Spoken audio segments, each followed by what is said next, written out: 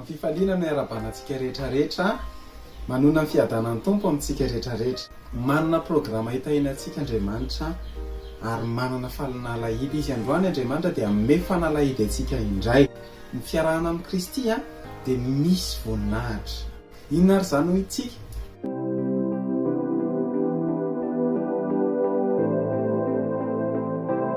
Jerentsika indray androany dia hoe misy voninahitra.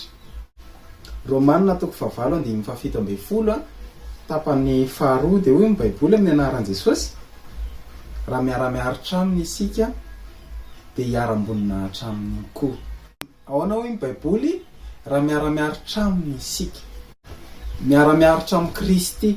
Rehefa miara-miaritra amin'ny Kristy isika dia miara-manam-boninahitra aminy. Ary tadio fa rehefa Andriamanitra no manome voninahitra, na ny devoly rehetrarehetra any amin'ny elo aza, tsisy mahasakana an'izany.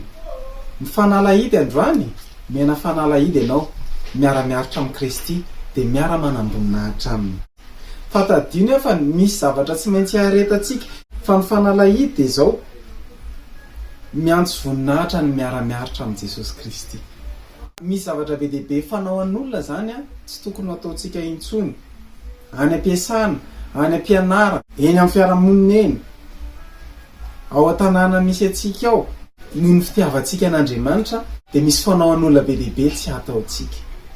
Ka mampiomana anao aho zany ahita ny voninahitr'Andriamanitra ny ianao. Romana 12:2 dia zao mivaka ny teny amin'ny anaran'i Jesosy: ary aiza manaraka ny fanao an'izao tontolo izao. Ny ten'Andriamanitra io tenena dia zao: aiza manaraka ny fanaon'ny olona izay tsy manana an'Andriamanitra, aiza manaraka ny fanaony, aiza manaraka ny fisainany, aiza manaraka ny fombany. Dia rehefa tsy manaraka ny fanaoantsika, rehefa tsy manaraka ny fombany isika, rehefa tsy manaraka ny fitenintsika, rehefa tsy manaraka ny fanaoantsika, rehefa tsy manaraka ny fombantsika, dia miomana ianao fa tsy maintsy hoenjehan'olona. Misy fomba fanaon'ny zareo be dehibe zany, satria rehefa mitombotsika dia tsy ataontsika intsony zany. Zany anefa ny hahatonga antsika tsy hisehoseho, tsy hireare, fa misy zavatra tsy maintsy haretantsika ao.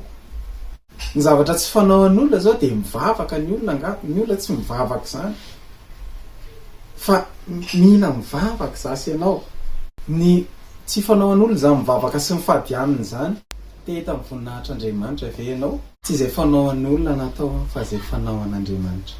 Ka raha te hahita ny voninahitr'Andriamanitra ianao amin'ny ho avy, dia ndao tsika hanao zavatra tsy fanaon'olona. Ndao tsika hivavaka misimisy kokoa. Tsy maintsy mandoa vidiny isika. Mila miara-miaritra amin'Andriamanitra, miara-miaritra amin'ny Kristy. Amin'izao ririnina zao dia tena mafy dia mafy tokoa zany hoe hivavaka zany, hivavaka rehefa maraina, hivavaka, satria tena vao mihodina ianao dia te hatory, vao mihodina ianao dia te hatory. Fa hoy izy ny tenin Jesosy: izay miara-miaritra amiko dia miara-manam-boninahitra amiko. Te hita ny voninahitr'Andriamanitra ianao? Reseho zao ririnina zao, reseho ny ririnina. Tadio fa Andriamanitra dia tsy miova amin'ny fiasana. Na andro ririnina io, na fahavaratra io, na lohataona io, ninona vanim-potoana tsy miova amin'ny fiasan'Andriamanitra. Fa rehefa miara-miaritra aminy isika dia miara-manam-boninahitra aminy. Tsy fanaon'olona zany mivavaka, manao vavaka fiareta-tory zany, manao alim-bavaka. Raha tianao zany hatateraka an'izany hoe ahita ny voninahitr'Andriamanitra ianao, dia tsy manaraka ny fanaon'olona fa manaraka ny fanaon'Andriamanitra. Izay miara-miaritra aminy dia miara-manam-boninahitra aminy ihany koa. Dia efa mampiomana anao izay fa ahita ny voninahitr'Andriamanitra ny ianao.